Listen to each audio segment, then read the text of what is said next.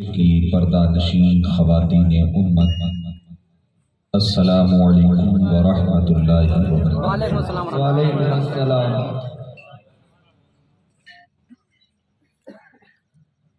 الحمد للہ رب العالمین والعاقبۃ للمتقین والصلاة والسلام علی سید الانبیاء والمرسلین وعلی آلہ واصحابہ اجمعین،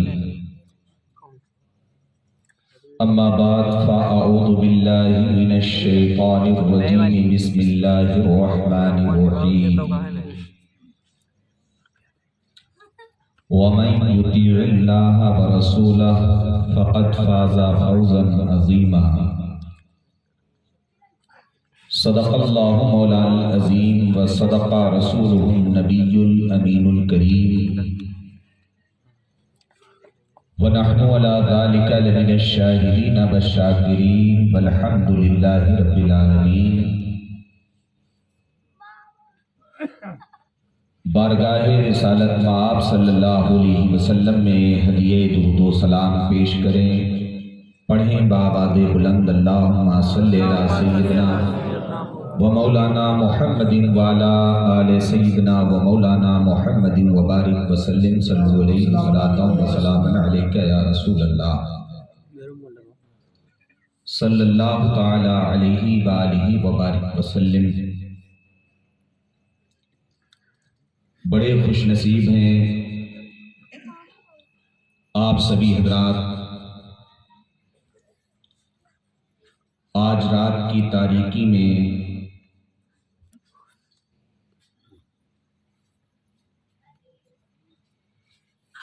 شاہجہاں پور کی تحصیل پوایاں کے ایک گاؤں بڑھورا کی سرزمین پر اللہ کے پیارے حبیب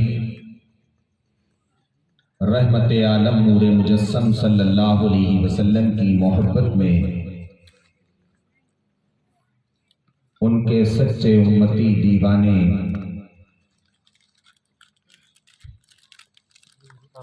ان کا ذکر منا رہے ہیں۔ قابل مبارکباد ہیں وہ لوگ جنہوں نے دامے درمے سخنے قدمے قلمے اس محفل کو سجانے میں تعاون پیش کیا ہے۔ بالخصوص طریقے سے محب گرامی وقار جناب محترم شاکر بھائی،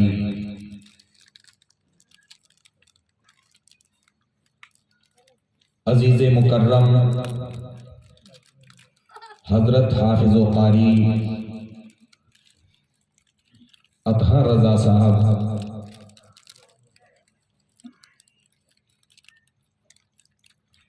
اور عزیز گرامی وقار حضرت حافظ فرقان رضا صاحب، دیگر ارباب منبر،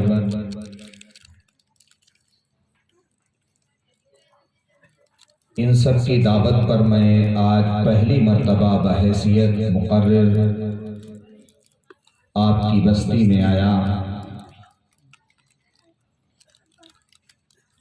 پہلی آپ حضرات سے شناسائی ہو رہی ہے۔ پروردگار عالم کی بارگاہ میں دعا کرتا ہوں رب قدیر ہم اور آپ کو سب کو اپنے حبیب کی سچی محبت عطا فرمائے، ان کی محبت میں زندگی اور انہی کی محبت میں ہم سب کو موت نصیب فرمائے۔ جو والہانہ عشق ہے اللہ کے حبیب سے، اس عشق کے تبسم سے ہم سب کو مرنے سے پہلے اللہ تعالیٰ اپنے حبیب کا کے دیار کا نظارہ نصیب فرمائے۔ آمین آمین۔ عزیزان ملت اسلامیہ، ہر ایک محفل کو سجانے کا، منعقد کرنے کا کوئی نہ کوئی مقصد ضرور ہوتا ہے۔ آج کی یہ محفل جو منعقد کی گئی ہے، آخر کار اس کا بھی کوئی نہ کوئی مقصد ضرور ہوگا۔ آپ سبھی حضرات میں سے چندے ایسے ہیں جو اس کے مقصد سے واقف ہیں، وہ قابل احترام ہیں کہ انہوں نے کسی مقصد کے تحت اس مجلس کا انعقاد کیا، لیکن وہ لوگ بھی قابل مبارکباد ہیں جنہیں یہ پتہ نہیں ہے کہ محفل سجانے کا مقصد کیا ہے، لیکن اپنے نبی کی محبت میں یہاں پر حاضر ہوئے۔ اللہ تعالیٰ سب کی حاضری کو قبول فرمائے اور آج کی اس مجلس کو اپنی بارگاہ میں شرف قبولیت عطا فرمائے۔ کل قیامت کا دن ہو تو اسی مجلس کو ہمارے لیے وجہ نجات آسیہ بنائے۔ عزیزان ملت اسلامیہ، مقصد چاہے جو بھی ہو، لیکن سب سے پہلے آپ بہتر نیت کے ساتھ میں اس مجلس میں بیٹھیے۔ جتنی بہتر آپ کی نیت ہوگی اتنا ہی زیادہ بہتر آپ کو اجر و صلہ ملے گا، اس لیے کہ یہ خصوصی انعام صرف اللہ کے حبیب کی اس امت کے لیے ہے کہ اسے صرف عمل ہی پر اجر و ثواب نہیں دیا جاتا ہے، بلکہ نیت پر اسے اجر و ثواب دے دیا جاتا ہے۔ بے شک، سبحان اللہ، بے شک۔ زیادہ چہل پہل اور اٹھنے بیٹھنے کا آپ طریقہ اختیار نہ کریں۔ میں یہاں پر فنکاری دکھانے کے لیے نہیں، غلام احمد مختار بن کر آیا ہوں۔ چاہتا ہوں کہ ہمارا کشکول یہ آہستہ آہستہ ہماری مرادوں سے پر ہو۔ اگر چوہے چھکے لگا کر میں آپ حضرات سے رخصت ہو جاؤں، صبح کو آپ سے پوچھا جائے کہ کون خطیب آیا تھا، تقریر ان کی کیسی رہی، تو آپ زبان سے تو یہ کہیں گے کہ بہت اچھا بول کر گئے، بڑے فنکار تھے، لیکن جب یہ پوچھا جائے کہ کیا بول کر گئے تو بغلیں جھانکنے لگیں، اس سے کوئی نتیجہ حاصل ہونے والا نہیں۔ میری گفتگو کو بہت سنجیدگی کے ساتھ میں سماعت کریں اور جہاں تک ہو سکے تو اپنے دامنوں کو اور اپنی ذہن کی کھڑکیوں کو کشادہ کر کے بیٹھیں، اس نیت کے ساتھ کہ جب انسان دنیا میں کسی کی مجلس میں جاتا ہے تو دنیاوی فائدہ حاصل کرنے کے لیے جاتا ہے۔ ہم اللہ کے حبیب کی محفل میں آئے ہیں، یہاں سے دنیا کا بھی فائدہ حاصل ہوگا اور اخروی بھی فائدہ ہمیں ملے گا۔ فقط نیت آپ کی یہ ہو کہ مجلسوں کا انعقاد اسی لیے ہوتا ہے کہ ہم کسی عالم دین سے دین کی باتوں کو سنیں اور سن کر اسے اپنے عمل میں لائیں، عملی جامہ پہنا کر اپنی زندگی کو کامیاب و کامران بنائیں۔ علامہ اقبال نے بھی اسی طرف اشارہ کرتے ہوئے بتایا ہے کہ عمل سے زندگی بنتی ہے جنت بھی جہنم بھی، یہ خاکی اپنی فطرت میں نہ نوری ہے نہ ناری ہے، یقین محکم عمل پہ ہم محبت فاتح عالم، جہاد زندگانی میں یہ ہیں مردوں کی شمشیریں۔ آج اگر آپ کی نیت یہ ہوگی کہ ہم دین کی بات یہاں سے سیکھ کر اسے عملی جامہ پہنائیں گے، تو صرف یہ ایک نیت آپ حضرات کی دنیا کو بھی سنوار سکتی ہے اور آخرت کو بھی سنوار سکتی ہے۔ بارہا میں مجلسوں میں کہہ دیا کرتا ہوں کہ اگر رسمی طور پر آپ مجلسوں کا انعقاد کرتے ہیں تو ایسی مجلسوں سے کوئی فائدہ حاصل ہونے والا نہیں، لیکن واقعی اگر نیت یہ ہوتی ہے کہ ہم میلاد مصطفیٰ کو اس لیے منائیں گے تاکہ دین کی بات سیکھیں اور سیکھ کر اس پر عمل کریں، تو انشاءاللہ اللہ بھی راضی ہوگا، اللہ کا رسول بھی راضی ہوگا۔ پھر جب ہمیں اللہ اور اس کے رسول کی رضا مل جائے گی تو ہمیں زمانے کی پرواہ نہیں رہے گی۔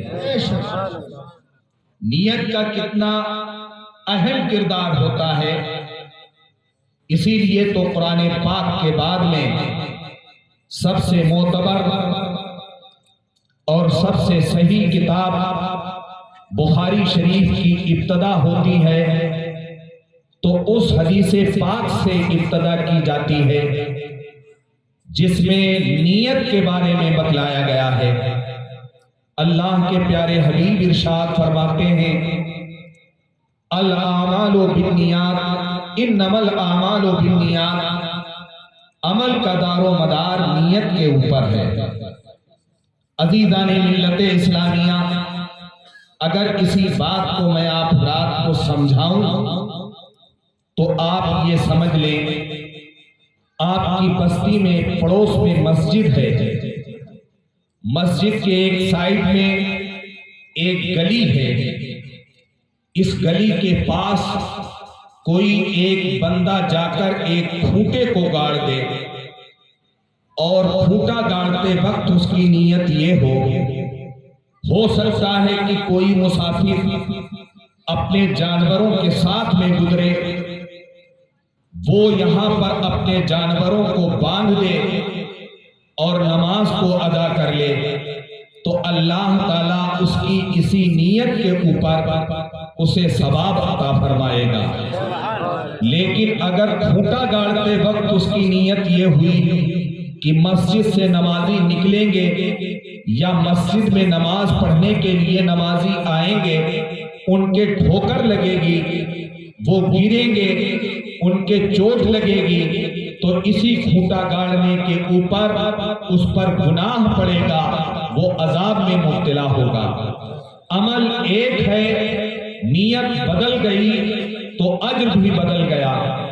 اب اگر وہیں پر حافظ اطہر صاحب پہنچے، انہوں نے دیکھا کہ کھوٹا گڑا ہوا ہے، راستے کا کنارہ ہے، کہیں ایسا نہ ہو کہ کوئی نمازی آئے اس نمازی کو ٹھوکر لگ جائے۔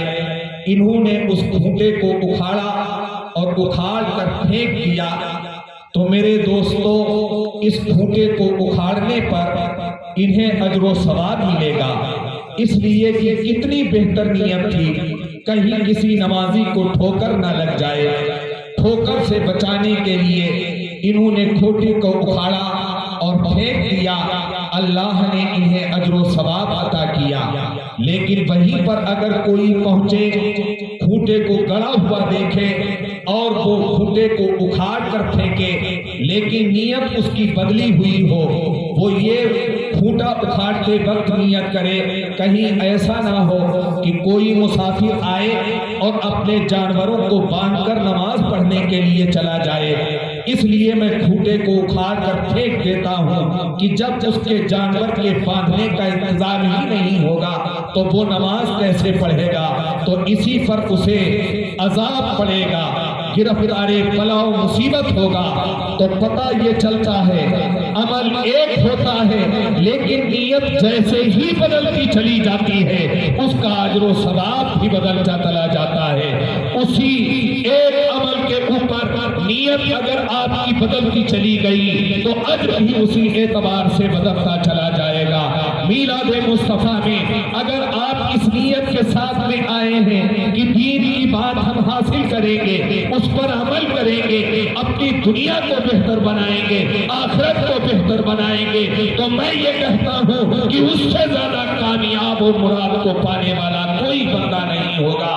لیکن اگر یہاں پر کوئی صرف اس لیے آئے وہ یہ دیکھے کہ یہاں پر مجلس کیسی سجی ہوئی ہے، کتنا بہتر انتظام ہے، یہاں پر کون سی شیرینی بٹے گی، حلوہ بٹے گا، زردہ بٹے گا یا لڈو بٹیں گے، اس کی نیت صرف یہیں تک محدود رہی تو اسے کوئی بھی اجر و ثواب ملنے والا نہیں ہے۔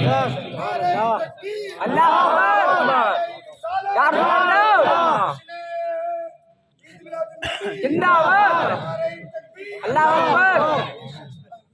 بالکل ہنسنے کی ضرورت نہیں ہے، کم سے کم ایک جوان ایسا بیٹھا تو ہے کہ اتنا نعرہ لگانا جانتا ہے، ورنہ 60 اور 70 سال کے بھی لوگ آپ کی بستی میں ہوں گے، ابھی ان سے نعرہ لگانے کو کہہ دیا جائے تو چاہے جتنے بڑے پٹھان ہوں لیکن ٹانگیں ان کی کانپنے لگیں گی، زبان سے ایک لفظ نہیں نکلے گا۔ اللہ تعالی ہمارے قوم کے ہر ایک فرد کو مرد مجاہد بنائے، وہ صرف نعرہ لگانا ہی نہیں جانتا ہو بلکہ جب ضرورت پڑے تو سر دینے کا جذبہ بھی اپنے اندر ہے۔ ذرا نیت کی بات چل رہی تھی تو عرض کرتا چلوں، اگر آپ نے نیت اتنی کی کہ میں مجلس میں بیٹھوں گا، علم کی بات کو سیکھوں گا تو آپ کو اتنا ثواب ملے گا، لیکن نیت کو اور بڑھا دیا کہ سیکھوں گا ہی نہیں بلکہ لوٹ کر آ کر اپنے گھر والوں کو سکھاؤں گا تو تبلیغ کا بھی آپ کو ثواب ملے گا۔ پھر آپ نے نیت اور بھی آگے بڑھا لی کہ انشاءاللہ مجلس میں بیٹھوں گا تو سبحان اللہ کا ورد کروں گا تو ثواب اتنا ملے گا کہ زمین و آسمان کا خلا پر ہو جائے گا۔ لیکن اگر وہیں پر نیت یہ کی کہ اگر میرے نبی کا نام آئے گا تو آقا پر درود پاک پڑھوں گا تو میرے دوستو ہر وہ عمل جو تمہارا مقبول نہیں ہونے والا ہوگا وہ بھی خدا بندے قدوس کی بارگاہ میں مقبولیت کا درجہ رکھتا ہے۔ نیت جتنی بڑھتی چلی جائے گی، جتنی ہی اچھی نیت آگے بڑھتی چلی جائے گی، اتنا ہی زیادہ اجر و ثواب بھی ملتا چلا جائے گا۔ اب نیت یہ کر کے بیٹھے ہیں کہ میں نے قرآن مقدس کی تلاوت بھی سننی ہے تو تلاوت کا بھی ثواب ملے گا، نعت نبی سننی ہے تو نعت نبی کا بھی ثواب ملے گا، تقریر سننی ہے تو تقریر بھی ثواب ملے گا، اور یہ نیت کی ہے کہ صلاۃ و سلام میں بھی شریک ہوں گا تو صلاۃ و سلام کا بھی ثواب ملے گا۔ اور جب یہ آپ نے نیت کر لی کہ انشاءاللہ دعا میں شرکت کروں گا تو عزیزان ملت اسلامیہ یہی تو وہ دعا ہے جسے کہا گیا ہے الدعاء مخ العبادات، دعا عبادتوں کا مغز ہوا کرتا ہے۔ اللہ رب العزت آپ حضرات کو دعا میں شرکت کا بھی ثواب عطا فرمائے گا۔ ہر ایک موضوع اپنے دامن میں بہت ساری وسعتوں کو رکھتا ہے، آپ اگر نیتیں بڑھاتے چلے جائیں گے تو آپ کو ثواب ملتا چلا جائے گا۔ لیکن عزیزان ملت اسلامیہ اگر آپ نے ایک نیت یہی کر لی کہ میرے آقا کا جب جب نام آئے گا تو آقا پر درود و سلام کے نذرانے پیش کروں گا، تو میں یہ کہوں گا کہ اگر بستی میں بیماریاں ہیں تو اللہ تعالیٰ ایسی پاک بابرکت مجلس کے توسل سے بستی سے بیماریوں بلاؤں کو دفع فرما دے گا۔ اگر نیت کے ساتھ میں بیٹھے ہوئے ہیں کہ آقا پر درود پاک پڑھوں گا تو میری دعائیں مقبول ہوں گی تو دعائیں مقبولیت کا درجہ حاصل کریں گی۔ اگر آپ کی نیت یہ ہے کہ میں آقا پر درود پاک پڑھوں گا میری زبان میں تاثیر پیدا ہو تو انشاءاللہ آپ کی زبان میں تاثیر بھی پیدا ہوگی، اور یہ میں اپنے آپ نہیں بتا رہا ہوں۔ چلو آؤ صاحب دلائل الخیرات شریف کی بارگاہ میں چلو، جن کا نام حضرت محمد بن سلیمان جزولی ہے۔ حضرت محمد بن سلیمان جزولی اپنی زندگی کا ایک واقعہ تحریر فرماتے ہیں۔ وقت کے بہت بڑے ولی ہیں، بہت بڑے عبادت گزار ہیں، اللہ کے نیک بندے ہیں۔ ارشاد فرماتے ہیں ایک مرتبہ مجھے وضو کے لیے پانی کی ضرورت پڑی تو پانی کی تلاش میں نکل پڑا۔ پانی تلاش کرتے کرتے ایک بستی میں پہنچا، وہاں پر میں نے کنویں کو پا لیا، کنویں میں دیکھا کہ پانی موجود ہے لیکن پانی باہر نکالنے کے لیے نہ ڈول ہے نہ رسی ہے، تو کنویں کے پاس بھی پہنچ کر میں مایوس ہو گیا، میری پیشانی کے اوپر پریشانی کی لکیریں ظاہر ہونے لگی۔ اتنے میں میں نے کیا دیکھا کہ بالا خانے کے اوپر سے ایک بچی دیکھ رہی ہے، اس نے پوچھا آپ مسافر دکھائی دے رہے ہیں؟ ارشاد فرماتے ہیں ہاں بیٹی میں مسافر ہوں۔ اس نے پوچھا آپ کا نام کیا ہے؟ ارشاد فرماتے ہیں مجھے محمد بن سلیمان جزولی کہا جاتا ہے۔ اللہ اکبر! بچی حیرت کے ساتھ میں پوچھتی ہے آپ محمد بن سلیمان جزولی ہیں، کیا بات ہے، پریشان کیوں دکھائی دے رہے ہیں؟ ارشاد فرماتے ہیں مجھے وضو کے لیے پانی کی ضرورت تھی بیٹی، میں پانی کی تلاش میں نکلا ہوں، اس بستی میں میں نے کنویں کو پا لیا، کنویں میں پانی موجود ہے لیکن پریشان اس لیے ہوں کہ باہر نکالنے کے لیے ڈول اور رسی نہیں ہے، اس لیے پریشان ہوں۔ اس بچی نے کہا آپ محمد بن سلیمان جزولی پانی نکالنے کے لیے پریشان دکھائی دے رہے ہیں۔ بچی نے حیرت کے ساتھ میں کیوں پوچھا؟ اس لیے کہ زمانہ جانتا تھا محمد بن سلیمان جزولی اللہ کے اس ولی کا نام ہے جو اگر دعا کر دے تو پروردگار عالم اس کی دعا کو رد نہ فرمائے۔ آج جس طریقے سے سنیوں کی بستی میں اگر حضور تاج الشریعہ کا نام لے لیا جائے تو بچہ بچہ مچل اٹھتا ہے کہ بریلی شریف کی ایک عظیم المرتبہ تاج الشریعت کا جس کا نام لیا گیا ہے اسے تاج الشریعت کہا جاتا ہے، جو اعلیٰ حضرت کا پرپوتا ہے، سرکار حضور مفتی اعظم ہند کا نواسا ہے۔ اسی طریقے سے اس زمانے میں حضرت سیدنا محمد بن سلیمان جزولی کو سب جانتے تھے کہ اللہ کا بڑا مقبول بندہ ہے۔ وہ بچی اتر کر بالا خانے سے نیچے آتی ہے، کنویں کے قریب پہنچتی ہے اور جا کر کنویں میں تھوک دیتی ہے۔ جیسے ہی اس نے کنویں میں تھوکا کنویں کا پانی باہر آ جاتا ہے۔ بچی کہتی ہے حضرت تشریف لائیے، وضو فرمائیے۔ جب آپ یہ ماجرا دیکھتے ہیں تو حیرت میں رہ جاتے ہیں۔ ارشاد فرماتے ہیں اے بیٹی اب وضو تو میں بعد میں کروں گا، پہلے مجھے یہ بتا دے تیری زبان میں یہ تاثیر کیسے پیدا ہوئی ہے؟ تو بچی جواب دیتی ہے اپنے نبی پر کثرت سے درود پاک پڑھا کرتی ہو، اسی لیے اللہ نے میری زبان میں یہ تاثیر پیدا کی۔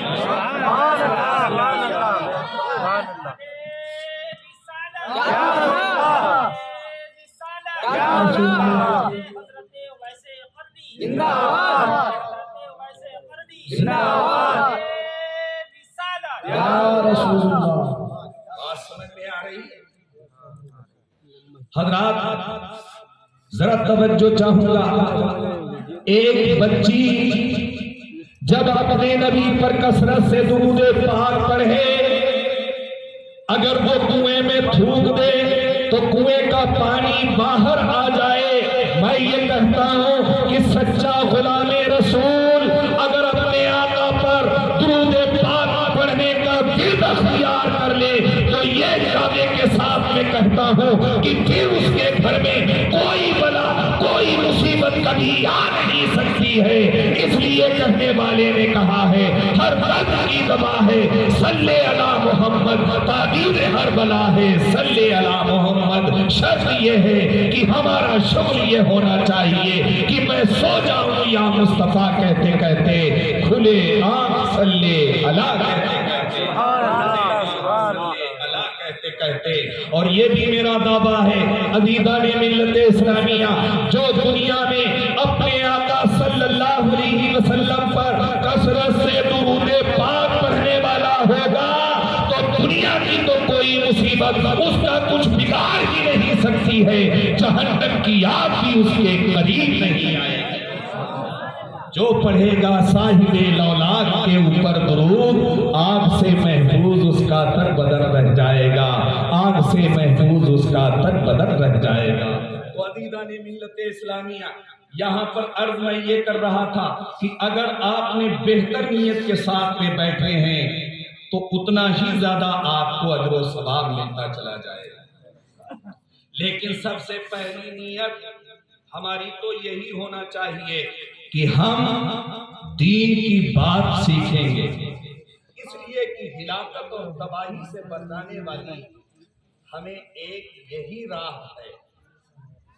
اگر علم دین ہم حاصل کرنے کی نیت سے نہیں بیٹھیں گے، علم دین حاصل نہیں کریں گے تو درود پاک پڑھنے کا طریقہ کہاں سے آئے گا؟ تبلیغ کا طریقہ ہمیں کہاں سے ملے گا؟ بندگی کا ذہن ہمیں کہاں سے ملے گا؟ سب سے پہلے تو ہمارے لیے ضروری ہے تعلیم۔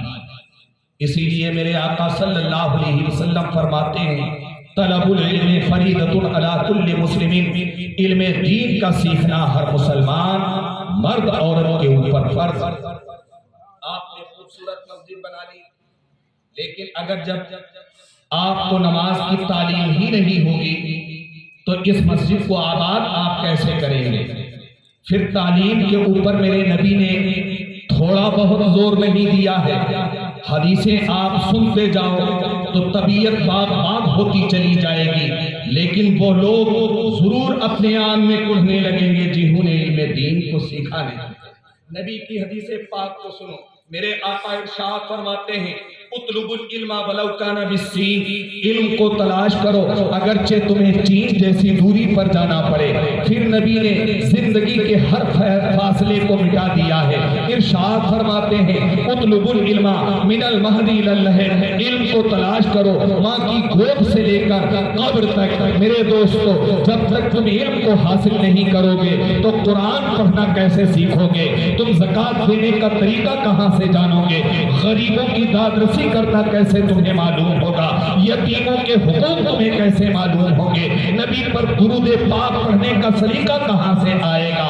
آؤ، یہ تعلیم ہی کی برکتیں ہیں۔ جب تم تعلیم کو حاصل کرو گے، قرآن کو پڑھو گے، ادھر قرآن پڑھ رہے ہوگے، ادھر رب کائنات کی رحمت پکار پکار کر کہہ رہی ہوگی اس بندے کو جنت کے اندر داخل کر دیا جائے۔ نبی کونین ارشاد فرماتے ہیں ان الجنت تشتاق ولا خمسة نفر تالی القرآن حافظ اللسان مقیم الجیان ومقصر الریان ومن صلی علی حبیب الرحمن۔ نبی کونین ارشاد فرماتے ہیں کہ بے شک جنت 5 آدمیوں کو خود طلب کرتی ہے، اے پروردگار اس 5 قسم کے لوگوں کو میرے اندر داخل فرما دے۔ ان میں سب سے پہلا قرآن پاک کی تلاوت کرنے والا ہے، دوسرا اپنی زبان کی حفاظت کرنے والا ہے، تیسرا بھوکوں کو کھانا کھلانے والا ہے، چوتھا ننگوں کو کپڑا پہنانے والا ہے، اور 5واں شخص وہ ہے جو سرور کونین پر کثرت سے درود پاک پڑھنے والا ہے۔ اب صرف یہیں تک محدود نہیں، بلکہ آؤ یہ مجلسیں کیوں منعقد کی جاتی ہیں میں آپ حضرات کو بتاتا چلوں۔ اسی واسطے سے میرے آقا علیہ الصلوۃ والتسلیم ارشاد فرماتے ہیں اغدو عالما او متعلما او مستمعا او محبا ولم تكن الخامس فتهلك۔ میرے نبی ارشاد فرماتے ہیں یا تم عالم بن جاؤ یا طالب علم بن جاؤ یا علم دین کی باتیں سیکھنے والے بن جاؤ یا ان لوگوں کی مدد کرنے والے بن جاؤ۔ ولم تکن الخامس فتهلك، تم 5ویں مت بننا ورنہ تم ہلاک ہو جاؤ گے۔ ذرا توجہ چاہیے، میرے نبی نے کیا ارشاد فرمایا؟ یا تم عالم بنو، عالم نہیں بن سکتے ہو تو تم طالب علم بنو، علم دین کی باتیں سیکھنے والے بنو۔ اگر تم علم دین کی باتیں سیکھنے والے بھی نہیں بن پائے او مستمعین تو علم دین کی باتیں سننے والے بنو۔ اگر یہ بھی نہیں بن پائے تو نبی ارشاد فرماتے ہیں او محبن، یا ان تینوں سے محبت کرنے والے بنو۔ کس سے محبت کرنے والے بنو؟ عالم سے محبت کرنے والے بنو، طالب علم سے محبت کرنے والے بنو، یا علم دین کی باتیں جو سننے سنانے کا اہتمام کرتے ہیں ان سے محبت کرنے والے بنو۔ وَلَمْ تَكُنِ الْخَامِسِ، 5ویں مت بننا ورنہ تم ہلاک ہو جاؤ گے۔ بلکہ یہ بتا دیا گیا ہے اگر ہلاکت سے تمہیں بچنا ہے تو تمہیں علم سے اپنی وابستگی قائم رکھنا پڑے گی۔ اس کے 4 طریقے بتلائے گئے ہیں، یا تو خود عالم بن جاؤ، اگر عالم نہیں بنے ہو تو طالب علم بن جاؤ۔ طالب علم کسے کہتے ہیں؟ اسٹوڈنٹ کو کہتے ہیں۔ विद्यार्थी को कहते हैं, आप कहेंगे हमारी उम्रें इतनी हो गई हैं, कोई तो कब्र में जाने की तैयारी कर रहा है, अब हम तालिबे इल्म कैसे बनेंगे? तो सुनो मेरे दोस्तों, ये दुनिया के कवानीन नहीं है कि जब तक तुम मदरसे में जाकर, कॉलेज में जाकर दाखिला नहीं लोगे, उस वक्त तक तुम तालिबे इल्म नहीं बनोगे। तालिबे इल्म बनने के लिए यहाँ पर ये जरूरी नहीं है, तालिबे इल्म बनने के लिए सिर्फ तुम्हारी बेहतर नीयत दरकार है। तुम यहाँ मजलिस में आने से पहले अगर ये नियत करके आए हो कि दीन की बात हम सीखेंगे तो तालिबे इल्म कहलाओगे। शाम को अपने बिस्तर पर सोते वक्त तुमने ये नियत कर ली कि सुबह फजर की नमाज पढ़ने जाऊंगा तो अपने इमाम से एक मसला पूछूंगा, तो तालिबे इल्म कहलाओगे। फिर उसके बाद में अपने काम पर निकल गए, तुमने ये सोचा कि दिन भर मैं काम करूंगा, अल्लाह की बंदगी भी करूंगा, लेकिन शाम को जब आऊंगा तो अपने इमाम के पास बैठूंगा, दीन की एक बात सीखूंगा, तो तुम्हारा पूरा दिन तालिबे इल्म की हैसियत से गुजरेगा। अब अगर इस वक्त में तुम्हें मौत दी आ जाएगी तो शहादत की मौत नसीब होगी। यहाँ पर दाखिले की जरूरत नहीं है, सिर्फ नीयत की जरूरत है। नीयत आपने बेहतर कर ली, तालिबे इल्म बन गए, तालिबे इल्म बन गए तो हिलाकत से बच गए, हिलाकत ही से नहीं बचे। अगर मौत दी आएगी तो शहादत की मौत आएगी।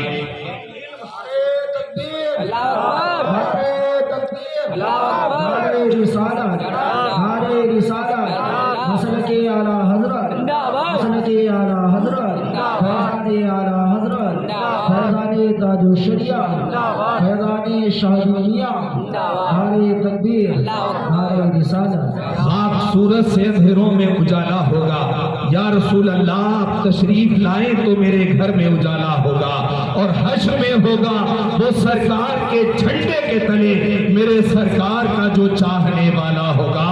इश्क सरकार की एक शम्मा जला लो दिल में, बाद मरने के लहर में भी उजाला होगा। और सिलाए नाते नबी पाएगा उस दिन खालिद, सिलाए नाते नबी पाएगा जिस दिन खालिद, वो करम देखना तुम देखने वाला होगा। अदीदान मिल्लत इस्लामिया अर्ज कर रहा था, अगर तुम आलिम नहीं बन पाए हो तो तालिबे इल्म बनने की कोशिश करो। तालिबे इल्म बनोगे तो हिलाकत से बच जाओगे। अगर आलिम भी नहीं बन पाए, तालिबे इल्म भी नहीं बन पाए तो इल्मे दीन की बातें सुनने वाले बन जाओ। मतलब यह है कि तुम जलसा मुनाफिक करोगे, उसमें दामे दिरमे सुखरे कदमे हिस्सा लोगे। कुछ नहीं, अगर पैसा भी नहीं दिया लेकिन तुमने शाकिर भाई से ये कहा कि जश्न ईद मिलादुन नबी मनाओ, जहां पर मेरी जरूरत पड़ेगी मैं वहां पर हाजिर मुझे पाओगे, और इंशाअल्लाह उसमें मैं आऊंगा, आलिमे दीन से दीन की बात सीखूंगा। तो दीन की बातें सुनने वाले आप बन गए। जब दीन की बातें सुनने वाले बन गए तो आप हिलाकत से बच गए। और अज़ीज़ान मिल्लत इस्लामिया, अगर इतना टाइम नहीं मिला कि आलिम भी नहीं बन पाए, तालिबे इल्म भी नहीं बन पाए, जलसे में शिरकत का मौका भी नहीं मिल रहा है, तो कभी भी ये जमात पहुंची कि आप चंदा दीजिए, जलसा मनाया जाएगा, दीन की बातें होंगी, आलिम रब्बानी को बुलाया जाएगा। आपने 100 रुपया उठाया दे दिया, 500 रुपया उठाया दे दिया, 10 रुपया उठाया दे दिया, तो हिलाकत से अपने आप को बचा लिया। नबी फरमाते हैं वलम तकुनिल खामिस, 5वें मत बनना, फतालिक वरना तुम हिलाक हो जाओ। अब सुन लीजिए अदीदान मिल्लत इस्लामिया, जब जलसे जुलूस मुनाकिद होते हैं तो मेरे दोस्तों कोई ना कोई मकसद तो जरूर होता है।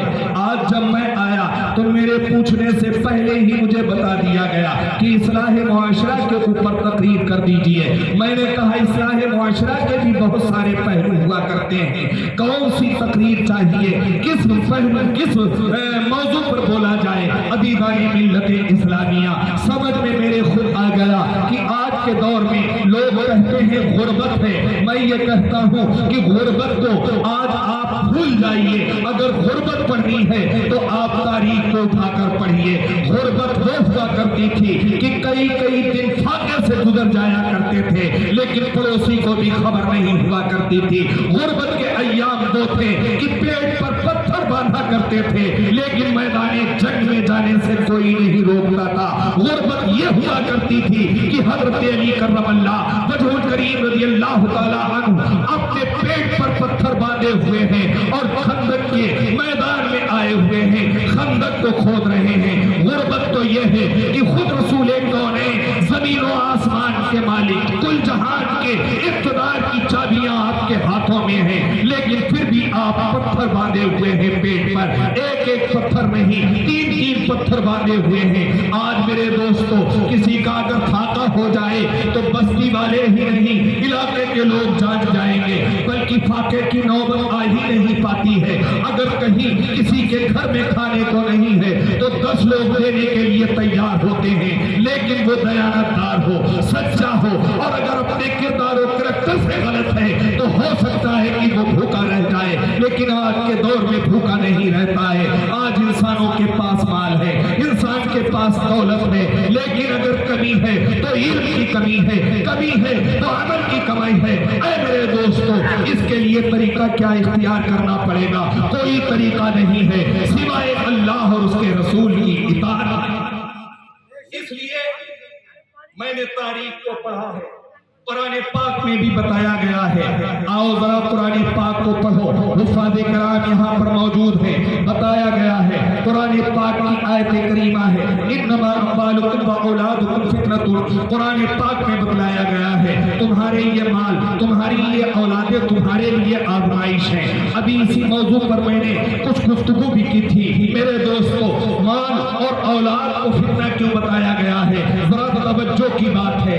عزیزان ملت اسلامیہ، آج انسان کو مال اتنا زیادہ عزیز ہوتا ہے کہ مال کی محبت میں انسان فکر آخرت کو کھو بیٹھتا ہے، فکر عقبہ کو بھول جاتا ہے، اپنی عاقبت بھی گوا بیٹھتا ہے۔ اے میرے دوستو، سب سے بڑا انسان کا سرمایہ اگر اس دور میں ہے تو وہ یہ ہے کہ انسان کم کمائے لیکن اپنی اولاد کی بہترین پرورش کرے، دین کے سانچے میں ڈھال کر اگر اس نے پرورش فاقے کے ہوتے ہوئے بھی کر لی تو سب سے بڑا مالدار وہی کہلاتا ہے۔ اس لیے کہ آپ نے تو فاقہ کر لیا، لیکن اگر اپنی اولاد کو دین کی تربیتی سانچے میں ڈھال دیا تو تم دنیا سے چلے جاؤ گے، لیکن تمہاری قبر پر حاضر ہو کر تمہارا بیٹا تمہارے لیے ایصال ثواب کرے گا۔ اور روایات میں یہاں تک آیا ہے کہ اگر اولاد صالح کو تم نے چھوڑا ہے، اگرچہ وہ کوئی نیت بھی نہ کرے، جو بھی اچھا عمل کرے گا اس کا ثواب آٹومیٹک تمہاری روح کو پہنچتا ہے۔ تو سب سے بڑی دولت تو یہی ہوئی، لیکن اگر آپ نے کروڑوں روپیہ کمایا، کروڑوں روپیہ جمع کیا اور اولاد کی تربیت آپ نے بہتر نہ کی، وہی آپ کے جمع کیے ہوئے مال کے اوپر بچہ رلے سے اڑا رہا ہے، ناچ گانے کے اوپر خرچ کر رہا ہے، خرافات میں خرچ کر رہا ہے، تو یہی تمہارا مال تمہارے لیے وبال جان بن گیا ہے۔ تم دنیا سے چلے گئے، لیکن جس مال کو، جس اولاد کو بے تربیتی کے لحاظ سے چھوڑ کر گئے تو تمہاری اولاد اور تمہارے مال تمہارے لیے وبال جان۔ اللہ کے پیارے حبیب نے ایسے ہی نہیں فرمایا، میرے آقا صلی اللہ علیہ وسلم مسجد نبوی میں جلوہ فرما ہے۔ حضرت امام حسن، امام حسین بچپنے کے عالم میں مسجد نبوی میں جاتے ہیں۔ مسجد نبوی کا میدان لقدر کا میدان ہے، یعنی نشیب و فراز ہے، کہیں کہیں پر گڈھے ہیں، تو جو بچے پیروں سے کمزور ہوا کرتے ہیں جب وہ چلتے ہیں نشیب و فراز میں ان کا پیر پڑتا ہے تو وہ گر جاتے ہیں۔ حضرت امام حسین بھی حضرت رسول اکرم صلی اللہ علیہ وسلم جب خطبہ دے رہے تھے آپ کی نگاہوں کے سامنے مسجد نبوی میں آتے ہیں، گر جاتے ہیں۔ جیسے ہی گرے سرکار خطبے کو چھوڑ کر آتے ہیں، امام حسین کو اٹھاتے ہیں، اپنے سینے سے لگاتے ہیں، پھر ارشاد فرماتے ہیں انما اموالکم واولادکم فتنۃ۔ سنو، اللہ رب العزت نے فرمایا ہے کہ تمہارے مال، تمہاری اولاد تمہارے لیے فتنہ۔ کیوں؟ ذرا آپ علماء کرام سے پوچھئے، جب خطبہ ہونے لگے تو کیا اس وقت آپ کو کھجلانے کی اجازت ہے؟ جب خطبہ ہونے لگے تو کیا کسی کو اشارہ کرنے کی اجازت ہے؟ جب خطبہ دیا جا رہا ہو تو کیا اس وقت بولنے کی اجازت ہے؟ تو یہاں پر تو نبی کونین خطبے کو چھوڑ کر حسین کو اپنے سینے سے لگا رہے ہیں۔ کیوں لگا رہے ہیں؟ اس لیے کہ اولاد کی محبت بھی عجیب و غریب ہوتی ہے۔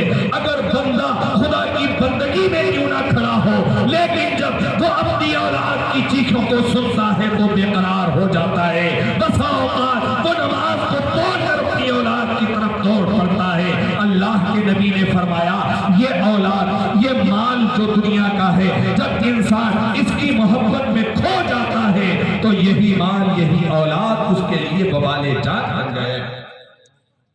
حضرات، میں بہت تفصیل کے ساتھ میں تو نہیں، لیکن کچھ جھلکیاں مال سے متعلق آپ حضرات کو دکھانے کی ضرور کوشش کروں گا۔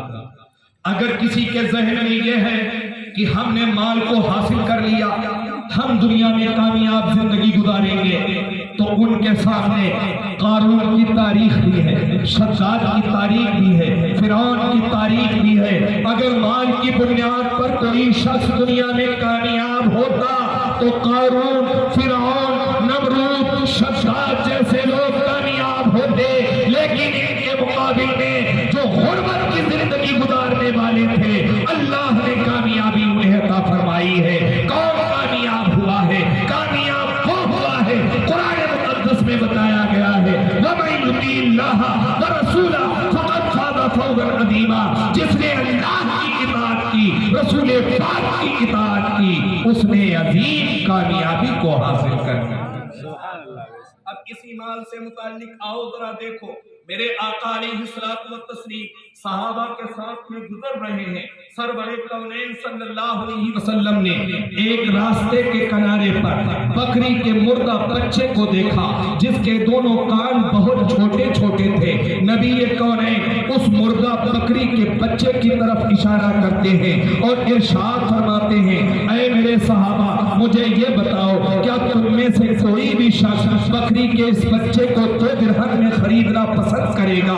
تو صحابہ نے عرض کیا، یا رسول اللہ، پہلی بات تو یہ بکری کا بچہ مردہ ہے، اسے اگر یہ زندہ بھی ہوتا تو اس کے اندر ایک بہت بڑا عیب ہے، اس کے دونوں کان بہت چھوٹے چھوٹے ہیں، اسے 2 درہم میں کوئی بھی خریدنا پسند نہ کرتا۔ میرے آقا علیہ الصلوۃ والتسلیم ارشاد فرماتے ہیں، اے میرے صحابہ سن لو، اللہ رب العزت کے نزدیک دنیا کی قیمت اسی بکری کے مردہ بچے کی طرح ہے۔ اگر پروردگار عالم کے نزدیک دنیا کی قیمت مچھر کے ایک پر کے برابر بھی ہوتی تو اللہ رب العزت یہ نعمت کسی کافر کو نہیں دیتا، ساری نعمتیں اللہ مومن کے لیے دیتا۔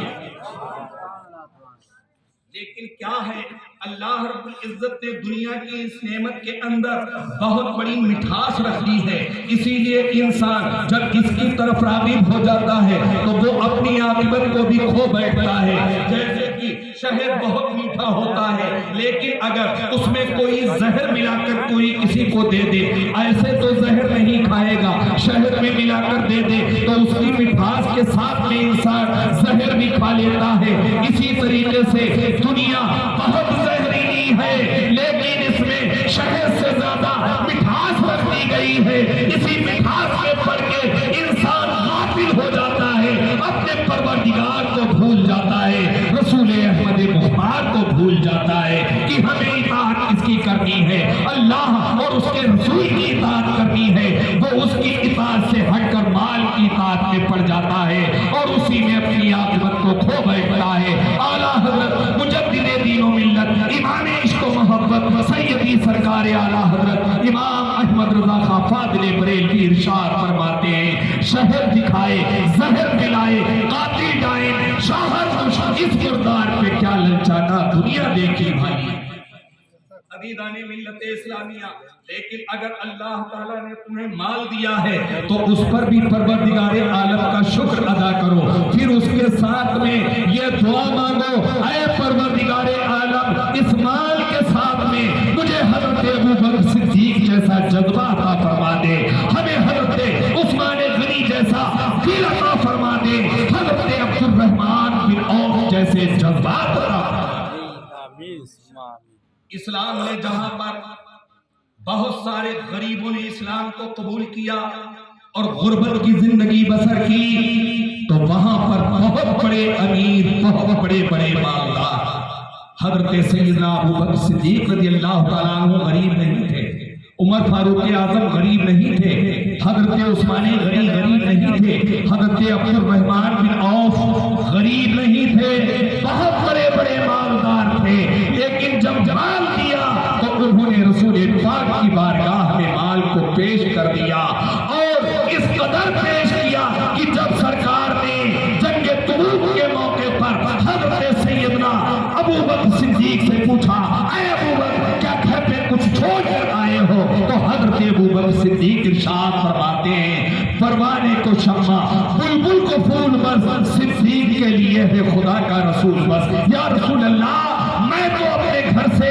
سوئی اور دھاگا بھی لے کے آ گیا ہوں کہ اگر کسی سپاہی کی، کسی فوجی کی اگر کسی کی وردی پھٹ جائے گی تو میدان جنگ میں یہ دھاگا، یہ سوئی اس کے لباس کو سلنے کے کام۔ تو اللہ رب العزت نے انہیں اتنا غنی کر دیا کہ قیامت تک ان کی مالداری کے چرچے ہوتے رہتے۔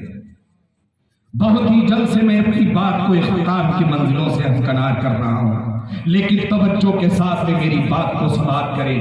حضرات، یوں تو اطاعت ہمیں ہر کام میں اللہ اور اس کے رسول ہی کی لازم ہے، لیکن اللہ نے اگر مال دیا ہے تو مالوی اعتبار سے بھی ہمیں یہ سوچنا چاہیے کہ یا رسول اللہ، یہ سب کچھ تو آپ ہی کے صدقے میں ملا ہے، اگر آپ نہ آتے تو میرا بھی تو وجود نہ ہوتا، کائنات کا وجود نہ ہوتا، یہ مال، یہ نعمتیں، یہ زمین و آسمان کی ہر چیز سب کچھ ملی ہے تو سرکار آپ ہی کے صدقے میں ملی ہے۔ اعلیٰ حضرت تو میرے یہاں تک ارشاد فرماتے ہیں، جب کعبے کو دیکھتے ہیں تو ارشاد فرماتے ہیں، ہوتے کہاں خلیل و بنا، کعبہ و بنا، لولاد والے صاحبی سب تیرے گھر کی ہے، اور کعبہ بھی ہے انہی کی تجلی کا ایک ذل، روشن انہی کے عکس سے پتلی حجر کی۔ سب کچھ تو آقا کے صدقے میں ملا ہے، یہ مال بھی آقا کے صدقے میں ملا ہے۔ جب مال آقا کے صدقے میں ملا ہے تو حضرت عثمان غنی جیسا جذبہ ہونا چاہیے۔ کیسا جذبہ ہے؟ میرے آقا صلی اللہ علیہ وسلم کی بارگاہ میں اگر کوئی شخص آیا کرتا تھا تو سرکار کبھی انکار نہیں فرمایا کرتے تھے، کبھی خدمت کا موقع حضرت ابوبکر صدیق کو دے دیا کرتے تھے، کبھی عمر فاروق اعظم کو دے دیا کرتے تھے، کبھی عثمان غنی کو دے دیا کرتے تھے۔ ایسے ہی ایک مرتبہ ایک حاجت مند آتا ہے، سرور کونین کی بارگاہ میں اپنی حاجت کو رکھتا ہے، میرے آقا ارشاد فرماتے ہیں، جاؤ میرے عثمان کے پاس چلے جاؤ۔ وہ حضرت عثمان غنی کے پاس پہنچتا ہے تو کیا دیکھتا ہے کہ حضرت عثمان غنی رضی اللہ تعالیٰ عنہ اپنی کنیز کو تربیت فرما رہے ہیں۔ ارشاد فرماتے ہیں، اے میری کنیز، تم نے یہ سالن میں اتنا نمک زیادہ بڑھا کر ڈال دیا، اگر تم نے اسے کم ڈالا ہوگا تو یہ کل کو کام میں آتا۔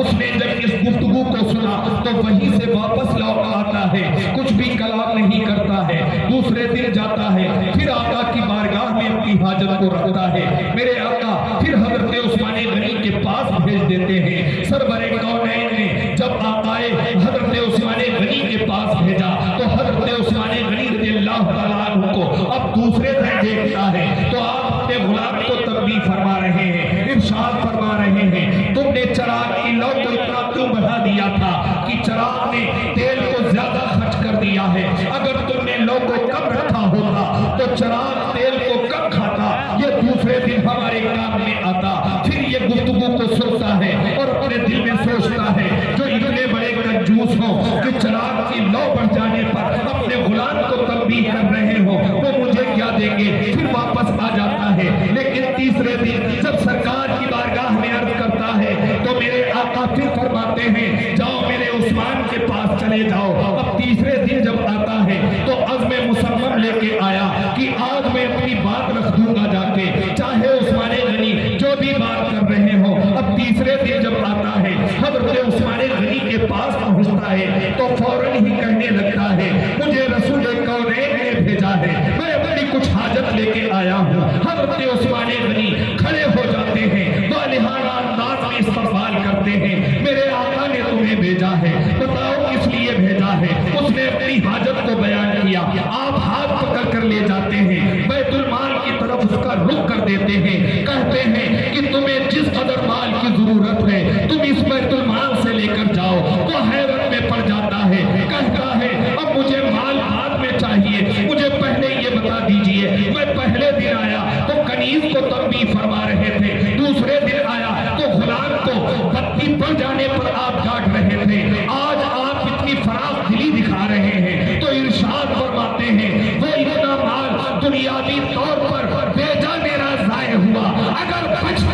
रसूल पाक के हुक्म के मुताबिक दीन पर खर्च करने के काम में आता।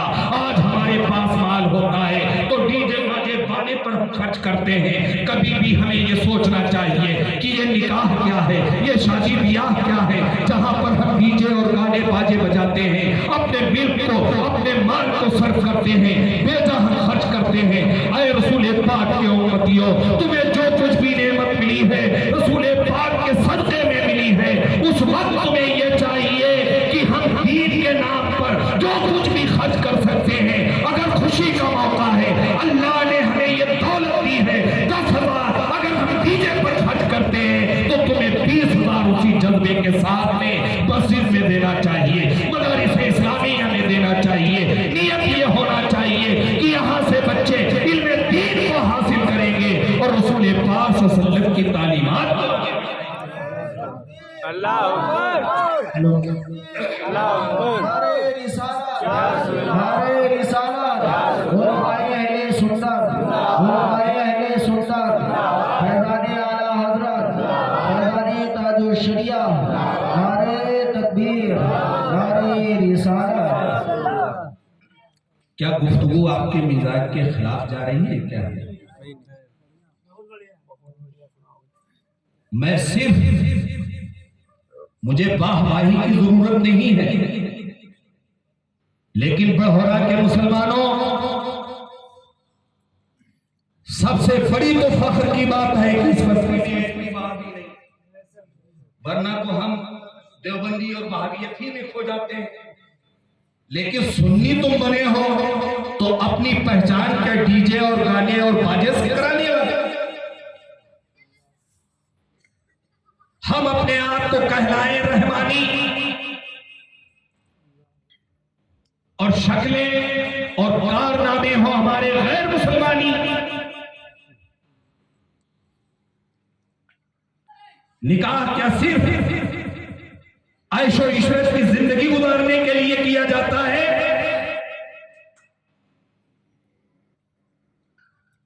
कभी भी अपनी निकाह की तारीख फाइनल होने से पहले उलमा की बारगाह में जाकर ज़रूरी अदब खम करते और पूछते, हजरत ये निकाह क्या?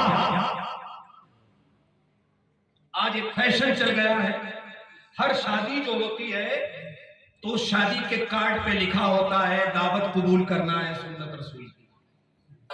बस खाने पीने के मामले में एक रसूल की सुन्नत याद रह गई कि दावत कोई अगर करे तो दावत खाने के लिए जाना ये रसूलुल्लाह की सुन्नत है। या एक हदीस पाक उस कार्ड के ऊपर लिख दिया जाता है अन निकाह मिन सुन्नती, निकाह मेरी सुन्नत से। मैं कहता हूं निकाह खाली सुन्नत नहीं है, गौर से सुनो। यहां पर आलिम तो आप नहीं बन सकते हो, लेकिन कोई तो बात सहन में रह जाएगी। यही निकाह मुसलमान के ऊपर किसी हालत में फर्ज होता है और कभी यही निकाह वाजिब होता है और कभी यही निकाह सुन्नत होता है और कभी यही निकाह मकरूह होता है और कभी यही निकाह हराम। बहुत इख्तिसार के साथ में मैं पांचों सूरतें बतला दूं। निकाह फर्ज कब होता है? जब आपके पास रहने सहने की जगह है।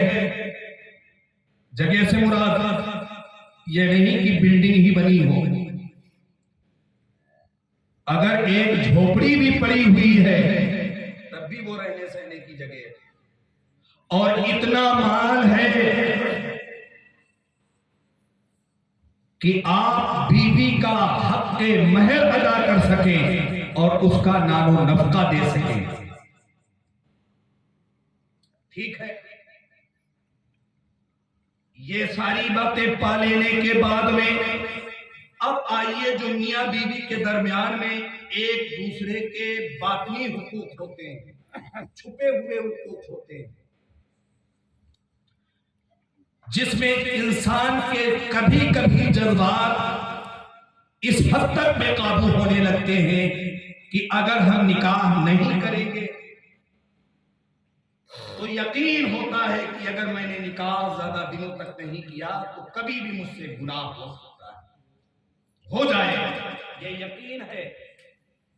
اور ادھر نان و نفقہ حق کے مہر دینا، اس کی سب کی طاقت موجود ہے، اور ادھر گناہ ہونے کا یقین ہے، تو ایسی حالت میں نکاح کرنا فرض ہے۔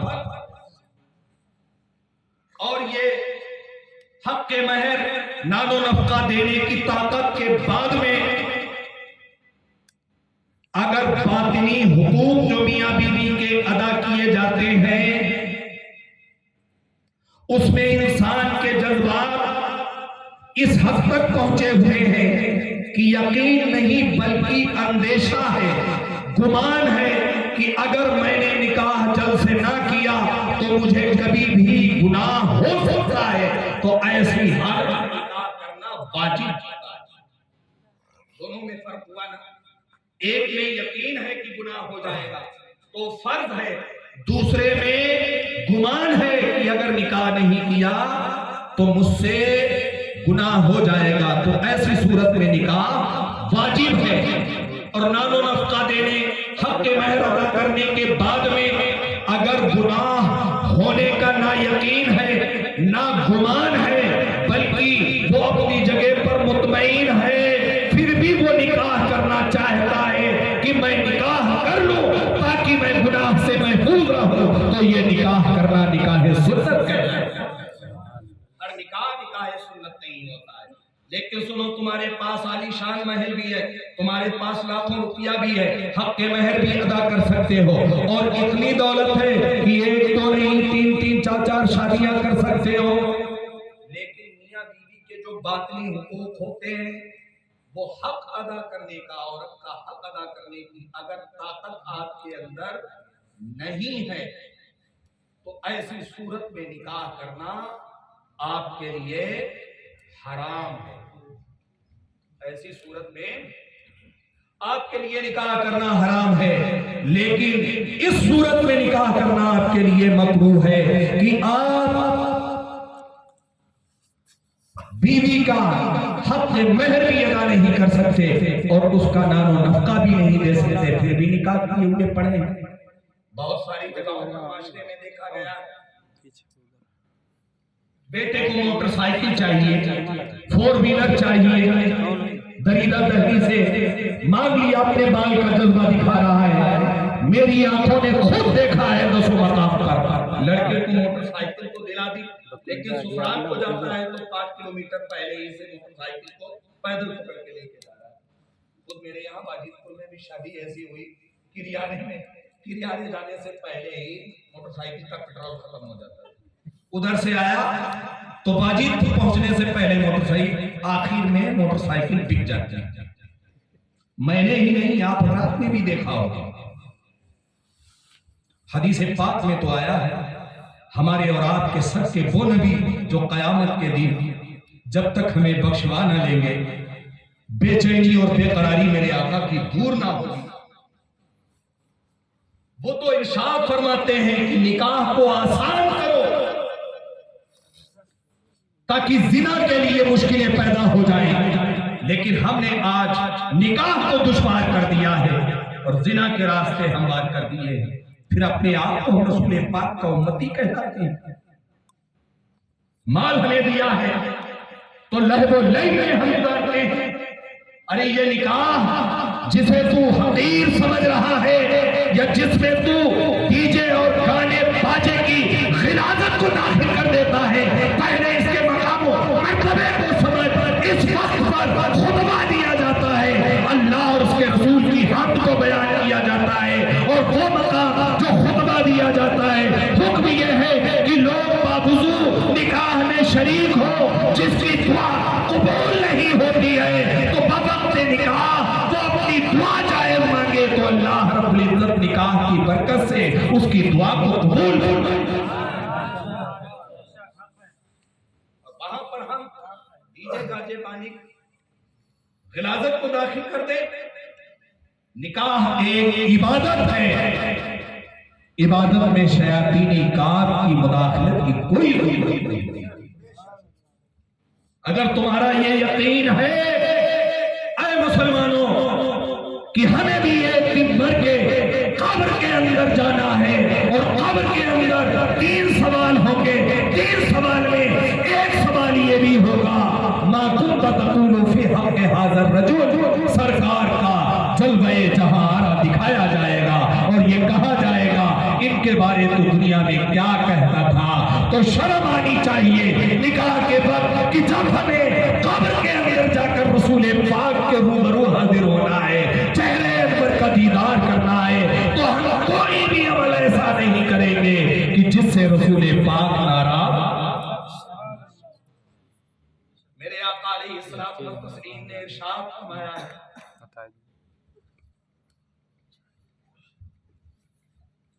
तुनकाहुल मरअतु लिअरबईन लिजमालिहा वलिहस्बिहा वलिमालिहा वलिदीनिहा। नबी इरशाद फरमाते हैं औरत से निकाह 4 चीजों की बुनियाद पर किया जाता है। कितनी? 4 चीजों की बुनियाद पर, उसकी खूबसूरती की वजह से, वलिमालिहा और उसके माल की वजह से, वलिहस्बिहा और उसके हसब और नसब की वजह से। मैंने अपने बचपन में देखा है लोग मिसाल कहा करते थे, आज कहते भी हैं, मैंने देखा भी है कि रिश्ते तलाश करने के लिए चप्पलें घिस जाया करती थी, और आज अगर माल देख लिया तो फिर कुछ भी देखने की जरूरत नहीं पड़ती और कहलाते हैं अपने आप को रसूलुल्लाह का उम्मत।